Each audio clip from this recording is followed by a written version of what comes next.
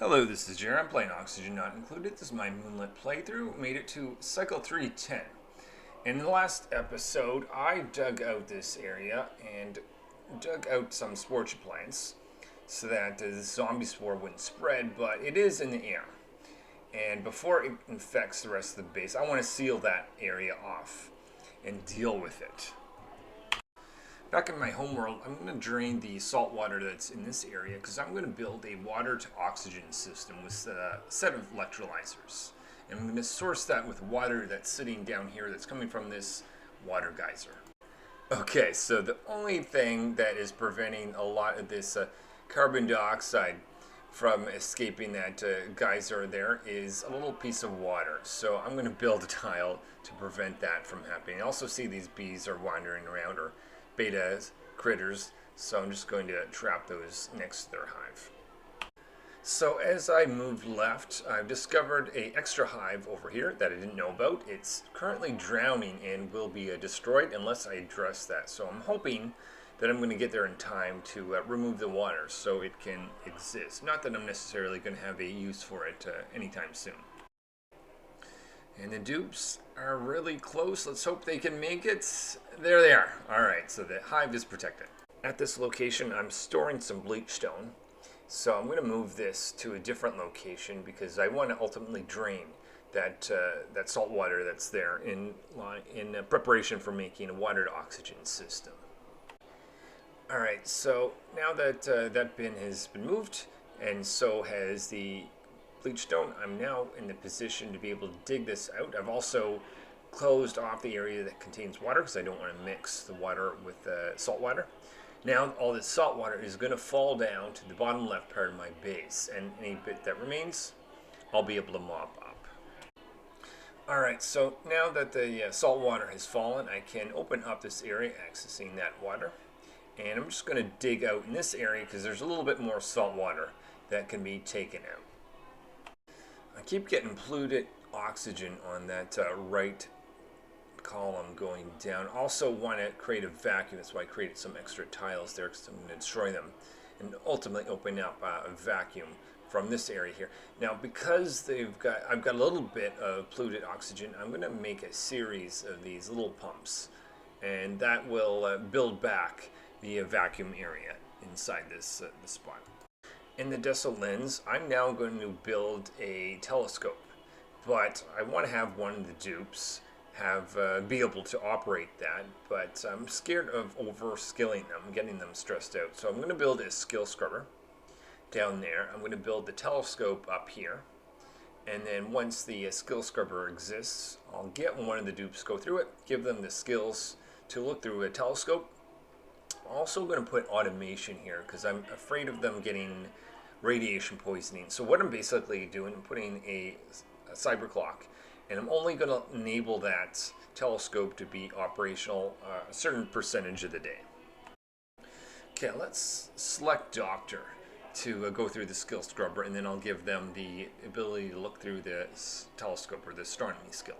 I'm going to continue to build tiles in this area next to the hot water because I want to build a vacuum all around it to protect the rest of the base from the hot water that's going to come from that geyser. Also going to mop up the little bit of salt water that has landed on this floor.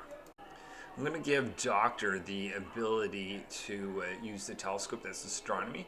I'm not sure if the extra science skills makes them operate faster, but I'll give it to them anyways because I'm going to skill scrub them when they're done this process. So I'm not sure what the best value is to put here to protect your dupes from getting radiation poisoning, but I'm going to try 15% and check their schedule to make sure this is 15% where they're actually working it is. So we'll see how this goes. So in this area, I'm going to keep building tiles that where I want the vacuum to exist. I also want to reconstruct that pitcher pump that's going to provide water to the Advanced Research Station.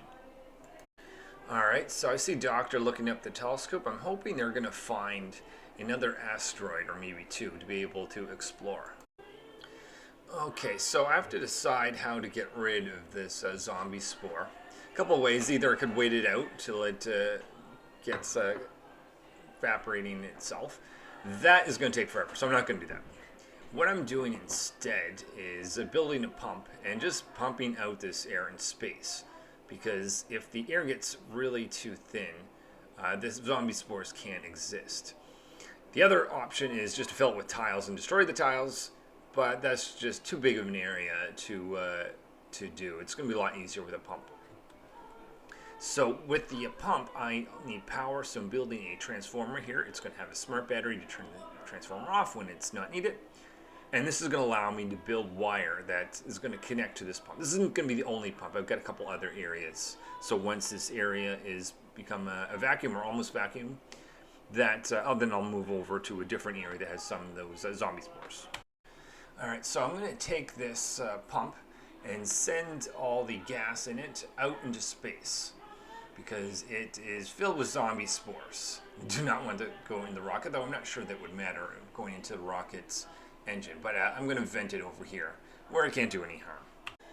Okay, so my base is getting warm, in particular on the right side where I had that water geyser running, and the bottom left as well. Underneath the base is actually quite cold. So what I want to do is have a system that's going to take the coldness from the bottom and bring that up into my main base when it's needed. So I'm going to have a liquid reservoir. I'm going to fill that ultimately with salt water. And I'm going to have a liquid shutoff that's going to go down to the cold area when it's needed. And the rest of the line will go around the main base. And it's going to take the temperature from whatever the salt water is and ultimately cool down on my base and maintain it at about 20 degrees or so. The transformer's smart battery in this area isn't operational anymore because the pump that it was connected to doesn't exist. So I'm going to get rid of it. I'm just about to turn on the pump that's going to fill that liquid reservoir with salt water. So just connecting the right pump that is the salt water in it and destroying the pipes on the left such that it doesn't get confused over there. I see that one little piece made it over that. Let's see if we can stop that. There we go. Okay, so what I'm doing now is I'm building granite pipes all the way through my base. I'm having it go through the tiles because that's going to be the best ability for those the salt water that's in there to interact with the temperature of those tiles, ultimately maintaining the temperature as much as possible, making sure I go over the natural dirt where the pips are relying on their plants to exist. But other than that, anywhere it's possible that I can go through tiles, I'm preferring to do that. Now, if I were to use radiant pipes, that'd be better. It's going to take a lot of metal to do that, and in the long run, it's ultimately going to cool down the base, even if it takes a little bit longer with just standard granite pipe. So I'm preferring to use granite over radiant metal. Okay, here I'm building the smart battery, finally, that's going to allow the pump to get the zombie spores out of my base and hopefully take care of this problem. So I've got a mix of carbon dioxide and natural gas. Those zombie spores, in particular ones that come next to that plant, really likes carbon dioxide. Okay, I forgot to finish this system over here. This is a polluted water system that's going around the oil well, and it's not going through because it's cold enough and doesn't have its second alternate route that is bypassing the aqua tuner. So just making sure that goes in. And I'm setting it up such that the water that comes out of the aqua tuner is going to get priority. Now that my dupes have the pipes that go along the floors, I've got to ultimately connect that in a circuit. That's going to start off from the liquid reservoir and just visit every single floor going back and forth. So how I'm going to do this is I'm going to stay on one side of the ladder and just go back and forth between each of the rooms, get to the top, hop over to the other side, make my way back down, and then ultimately get back to the liquid reservoir. So the Sporchid plant down here is active. It's got some carbon dioxide, so it's happy, which means there's an extra amount of zombie spores. So I'll just have to make sure I'm very careful about making sure that oil is blocking the access for that zombie spores to get into my base. And I can do that if I make a sort of step pattern that I've got here. just before I dig into that spot that has all the zombie spores, I'm going to block off this area to the right, because that little bit of oil there with that step environment is going to prevent that zombie spores from going up. And I want to pump out this area. I've noticed that the top area over there, I disconnected or disabled the pump. That no longer has zombie spores. I didn't actually have to make a full vacuum. In the end, I just had to get the pressure so low that the zombie spores just naturally went away. So building another pump over here, going to power that up, connect it so it's going to go in the same place out in space. And I also have to dig out that plant, because there's no point in doing this without removing that. At the same time, I'm going to start building tiles on the right. So kind of doing a combination between using the pumps and building tiles to get rid of those zombie spores. Okay, just putting the final touches on this piping system. I have to decide the direction that it's going to go to. Otherwise, I can't know which way to put the liquid bridges around. So I'm just going to have this ultimately have two lines going down to the liquid reservoir. One's going to be in and out type of thing. And I have to take the temperature that goes out of this. And the idea is I want to know whether that's 20 degrees or higher. Because if it is 20 degrees, the salt water that is coming down, I want to make sure that goes and visits the cold water before it goes in and visits. But before I do that, I'm going to fill this pipe with salt water. I've got the liquid reservoir filled with salt water, but I want to make sure I've got a little bit of salt water in the reservoir, plus have all the salt water filling the pipes. So I've got plenty of that to maintain the temperature of my base. Having 15% of the day having the telescope operate seems to be okay, so I'm going to risk going up to 20. This area down here is just a little bit hotter, above the 75 degrees, and I noticed my pump was taking damage. So I'm going to rebuild a new pump, this time made out of steel so it won't overheat. Just watching salt water start to go around this circuit that's going to go around the entire base, maintaining its temperature. Over here, I'm digging out any bleach stone because I don't want to be digging that out from the vacuum area and getting that to turn to chlorine. And I'm going to start to fill in these little pockets of space because I ultimately want that to become a vacuum. I'd like to have a vacuum all the way around this water geyser, and I can start this process on the top because I can dig out from the area that already has a vacuum in this granite area, and that's going to bring the vacuum on top of the water geyser, and I'll start to extend that around as I can. I'm just about to start the process to have the second zombie zone to be removed, and I'm going to work my way here over the left. Now this area doesn't have any oil, so I can simply build a bottle opener and drop off a little bit of oil to do the trick. Here, just filling in the extra tiles that are around the water geyser to ultimately make the vacuum, as I mentioned. Okay, now that I got the bottle emptier, I'm going to get them to put in some crude oil. Do that at high priority. I don't need a lot, so I just need that tiny bit right there, and I can dig down. And now that's preventing gas from going in between that spot because the oil is sitting there blocking it. Now that I'm in here, I can build, after I dig out some plants, I can build a pump. I'm going to make it out of steel and power it up, so this area will also have its zombie spores removed. In the home world, just digging down closer towards the water geyser because I want to get that vacuum right next to it. Alright, so I've got salt water filling the pipes all around here. So I need to have a second line going to the cold zone, and I'm even going to have a little bit of radiant pipe just at the bottom to really take in the coldness to bring that up to the rest of the base. So up here, I'm going to have the salt water that goes into it go through a liquid shutoff. And this is what's going to determine whether the water needs to be cooled and go down south into that cold zone before it goes into the liquid reservoir, or skip that whole system and just go directly in. And the temperature gauge for that is going to be set to 20 degrees or higher. So 20 degrees or higher, with the water or salt water comes out of the liquid reservoir, it's going to force the water going down into that cold zone. So over there, just adding some extra tiles so I can get that vacuum complete. Doesn't take long for this pump to actually get rid of the zombie spores. I'm going to dig out here. Now, this is what I should have been doing.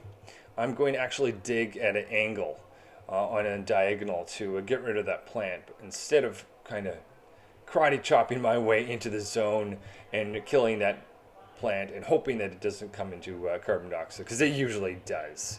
So anyways, from now on I shouldn't have to pump out the zombie store stuff.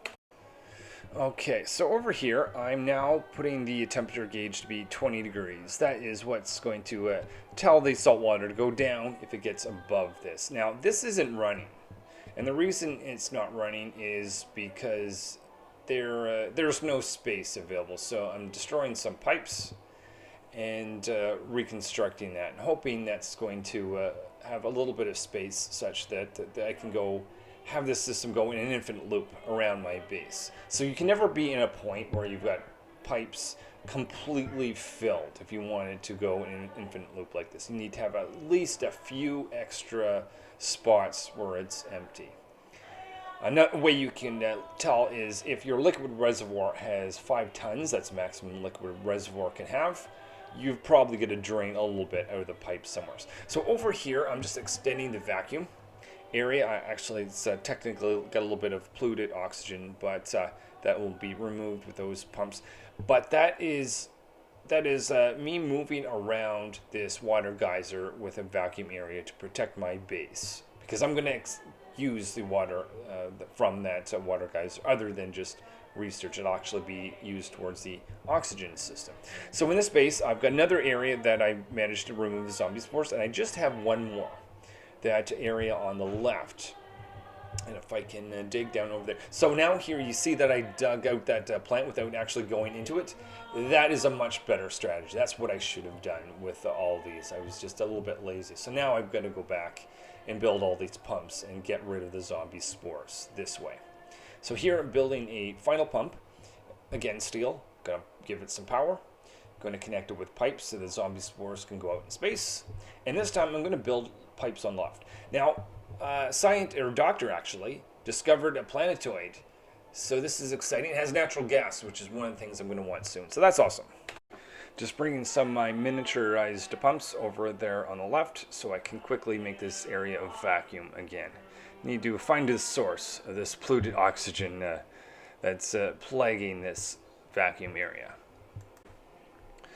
Alright, so zombie spores in this area is gone. It does take a lot of time for a pump to remove them, at least for this base. So now I'm free to... so another zombie spore here. I'm going to dig here at an angle. So I want to dig it from underneath it without actually getting my dupes to go in that zone. Same thing over here. Now I don't have a tile underneath it, so I can build it. I'm going to build that tile before I dig underneath that plant. So that'll prevent me from having to build any more pumps. Over here, just filling in some tiles around the water geyser. I've got some step-up ladders on top of the eating areas. That is going to allow me to build a ceiling for the Great Hall before I finish this, because I'd rather have tiles than natural granite tiles if I'm going to construct a vacuum on top of it. Here I'm just watching as the dupes completely dig out this area. So underneath where that is, that's actually not where I want the vacuum to be. That's actually where the water is going to be. I'm going to extend the area where that water is. And the vacuum is going to be underneath that. So the dupes are just digging out that spot. And I'm going to seal off the bottom compartment underneath the water geyser, because I ultimately want to have water to be stored. So there I have it, is this whole chamber area where hot water, I believe it's 95 degrees, is going to be created. Now I'm having a ladder be built into the water area, and that's because ultimately I want to have my dupes be able to go down there and build a pump and the wiring and pipes that are going to go out of it, because I'm going to take the water that comes from this and send it into my oxygen system. So at this point I'm going to make sure I've got some ladders so my dupes can walk on top of the water geyser to get to the other side. And I'm going to build a pump underneath it to get rid of the little bit of polluted oxygen that seems to be coming back. Alright, so because I've got a vacuum around this, that can be 95 degrees. and the rest of the base won't even feel it. So I'm going to build a pump out of steel. I would prefer to use gold magma if I had it, but I have not visited an asteroid yet that has it, so I'll use steel. It's completely fine. And I'm going to future-proof this a little bit and use the conductive wires to construct this, because once I build this, I don't want to have to rebuild it in the future if I do decide to upgrade my wires. So just doing a little trick here so preventing a vacuum from going through. Alright, so with that plank gone, I can now go into that zone and don't have to worry about zombie spores in the air. I do have some in that oil, so I'm going to mop that up. Here, I'm just connecting the wiring that's going to give power to my pump to be able to turn that on so it can go into my future oxygen system. Now that I've got salt water going around my base and pipes, let's just check the temperature. So, it's still warm, but it looks like the temperature has come down a little bit, which is good. Ultimately, because I don't have anything that is producing a significant amount of heat, this should do. Until, of course, the bottom of my base isn't super cold anymore, in which I will do something else. Now that my doctor found a new asteroid, I'm going to construct a rocket for 2 dupes to go visit it and see what is there.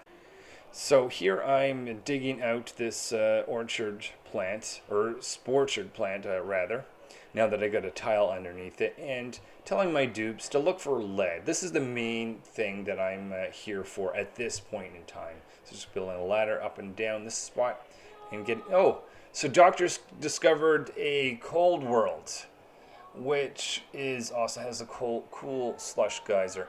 That is going to be used for growing some sleet wheat. So that's probably where I'm going to go. That new rocket that I constructed, that's where I suspect my next visit is going to be a new asteroid. Okay, over here I'm just putting the top to the water geyser area. Make sure that is 4 tiles high above the geyser, because the geyser can fill water up to 3. And I want to have 1 additional tile above it that contains the vacuum. That's going to prevent the 95-degree water from interacting with the tile on top. So my base will still be cool. Now from that tile above, this is going to be considered my normal part of my base. That's why I'm building a ladder down here so my dupes can access it. And this is going to be part of the water to oxygen system. So I'm going to get rid of the pipes over there. So I didn't really need to create this whole areas of vacuum. I may have overextended where I thought the vacuum would be. I really just need a tiny vacuum area just around the liquid or the the water geyser. The rest of this is going to be the oxygen system. So I've got a floor file 4 tiles high with 2 gas reservoirs, and they're going to contain oxygen, and I'm going to do a filtering system with them to filter for oxygen, because it's not guaranteed that I'm going to get 100% oxygen from the oxygen system, though it will primarily be oxygen. I've got 3 tiles here, or three areas where I can build electrolyzers. Right now I'm just going to build 2, but perhaps when I've got 20 dupes I'll need 3. And I'm going to have ladders up in this area. So I'm going to put 2 electrolyzers in. That is going to be fed water that comes from that water geyser. And I'm going to put a top to this room. So this is very similar to the one that I built in the desert lines. It's going to have a pump at the top for hydrogen and a bunch of pumps at the bottom for oxygen. The only difference between this one and the other one is this one might be slightly bigger than the one in the desert lines. It also currently has 2 electrolyzers, where the one there has 1. And the reason for that is there's just more dupes. I just need more oxygen from this system. So the other bit that I need is to have a little bit of logic. So I've got 4 pumps at the bottom and 1 pump at the top for the little bit of hydrogen that those electrolyzers release. The nice thing about hydrogen, it goes to the top, so it makes it such that the pump at the top is primarily just going to be bringing in hydrogen. And the same thing for these pumps, they're primarily just going to be getting oxygen. But it's not guaranteed to be so. And when the dupes go in for a little bit of time, they release a little bit of carbon dioxide, so they could be, for instance, picking up with that. So I've got this filtering mechanism. I'm looking at the pipe that has the gas and checking if it's oxygen. If it is oxygen, it'll go through the liquid or the gas shutoff and go into the gas reservoir.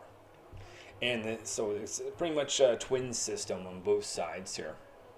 And I've got a high pressured output. That's where a little bit of possibly carbon dioxide will be thrown out into that system.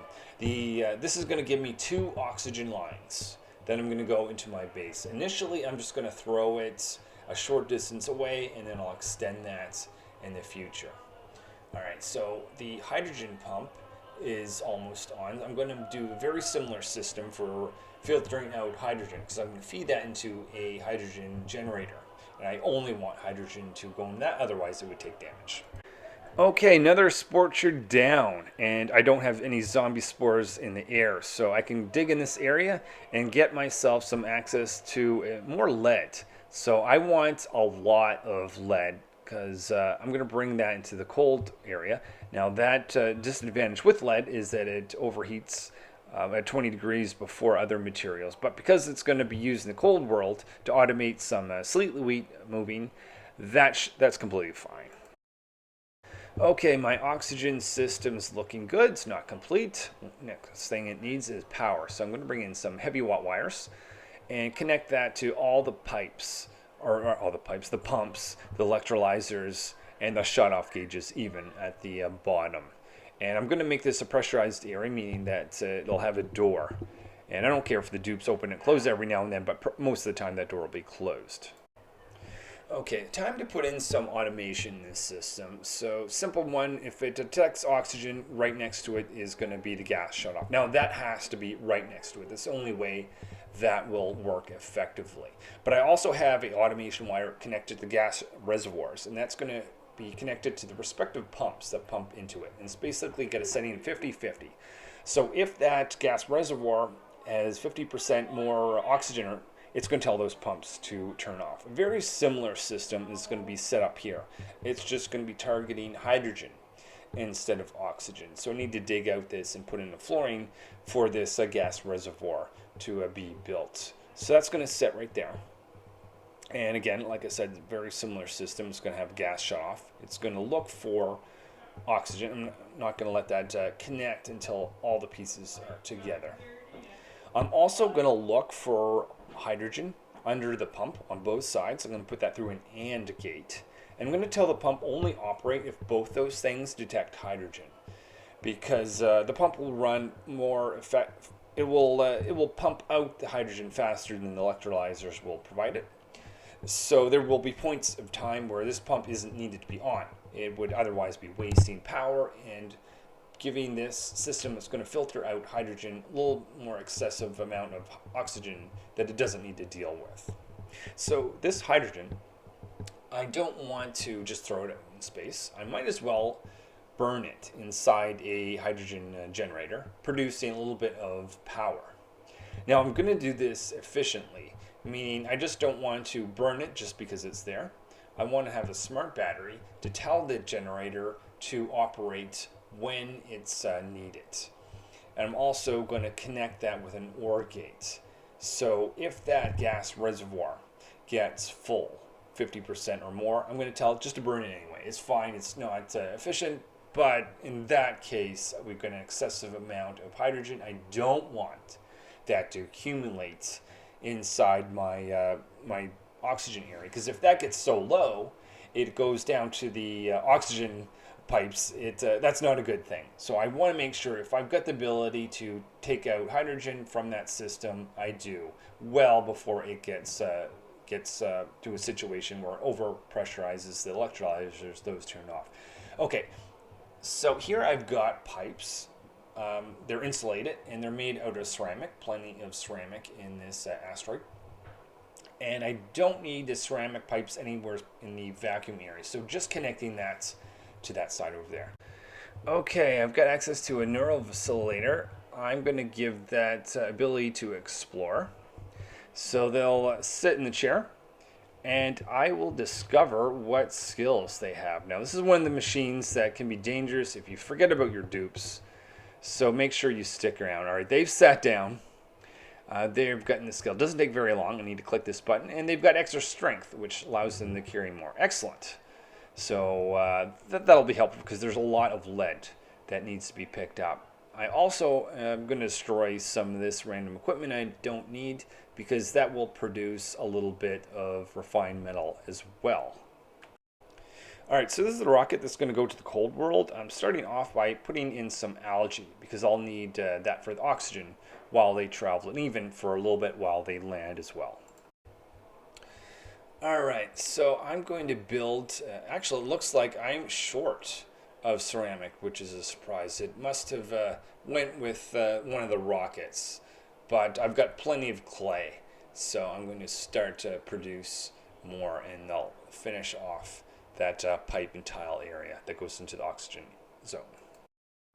Building a gas pump to take the polluted oxygen in this zone out, but I'm going to make this a heavy pump, and the reason for that is I'm scared of it overheating, because if that comes in contact, if it was one of the plastic pumps, that might overheat as it comes in contact with the water. So there I am putting the insulated tiles, and the rest of this system, because it's going to be ultimately in a vacuum, I don't need insulated pipes. So it's just the point where it's entering the base, that water to oxygen zone, that it actually needs to be insulated. The rest of the pipe can just be regular pipes.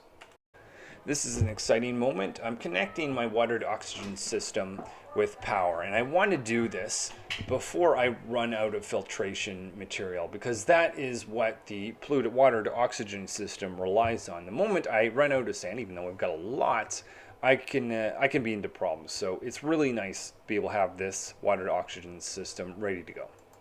One of the things that I want to send in that rocket is some glass, because they'll be able to construct some solar panels, preventing the use of the manual generator when they get to this new asteroid. So I built this before, it's the exact same setup as I had. It's going to have a mesh tile to allow the molten glass to fall down, some lights with the automated sensors and flooring and all that to construct some glass. Next to this glass forge, I'm going to put a bin, the automation, to take sand and automatically put it in there. Just going to get rid of some excess pipe around the steam turbine system as well. Okay, it seems every episode I've got two projects, but the two projects for this one is dealing with spore-orchard plants, in particular zombie spores that come out of them. And the other thing is I now have a water to polluted oxygen system. So when I finally run out of sand or filtration medium for my polluted water to oxygen system, I've got another system to be able to switch to. Anyway, if you want to see some of the other systems projects that they get up to, like, subscribe, and see you in a future episode.